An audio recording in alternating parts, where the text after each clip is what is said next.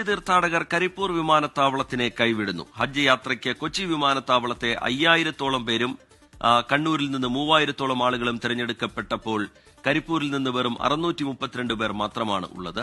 വിമാന ടിക്കറ്റ് നിരക്കിലെ വർധനയാണ് തിരിച്ചടിയായത്. ഇത്തവണ കേരളത്തിൽ നിന്ന് 8530 പേരാണ് കേരള ഹജ്ജ് കമ്മിറ്റി മുഖേന ഹജ്ജിന് പോകുന്നത്. 82% മലബാറിൽ നിന്നുള്ള യാത്രക്കാരാണ്. എന്നാൽ ഹജ്ജ് ഹൌസ് അടക്കം നിരവധി സൗകര്യങ്ങളുള്ള കരിപ്പൂർ വിമാനത്താവളം വഴി പോകുന്നത് 636 പേർ മാത്രമാണ്.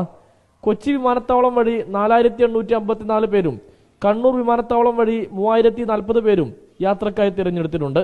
3 ചെറിയ വിമാനത്തിലേക്കുള്ള യാത്രക്കാർ മാത്രമേ കരിപ്പൂരിൽ നിന്നുള്ളൂ.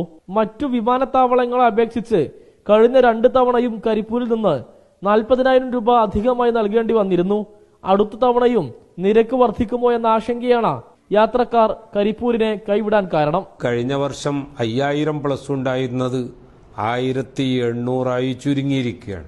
നിരക്ക് കുറച്ചുകൊണ്ടുവന്നുകൊണ്ട് ഏകീകരണം വേണം എന്നുള്ള നമ്മുടെ അപേക്ഷ സഫലമാകുന്ന ഒരു സാഹചര്യം വന്നാൽ എംബാർക്കേഷൻ പോയിന്റ് ചേഞ്ച് ചെയ്യാൻ ഉദ്ദേശിക്കുന്നവർക്ക് നിരക്ക് കുറയുന്നൊരു സാഹചര്യം ഉണ്ടാകുമ്പോൾ വീണ്ടും കോഴിക്കോട്ടേക്ക് തന്നെ തിരിച്ചു വരാനുള്ള സൗകര്യം ഏർപ്പെടുത്തണം. 2024 10,515 പേരാണ് കരിപ്പൂർ വഴി ഹജ്ജ് യാത്ര നടത്തിയത്.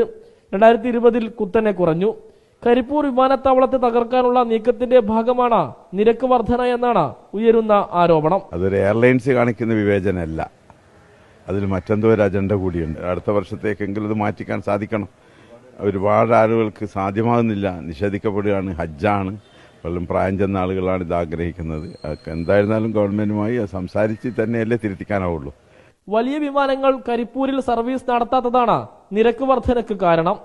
24 തിരൂർ.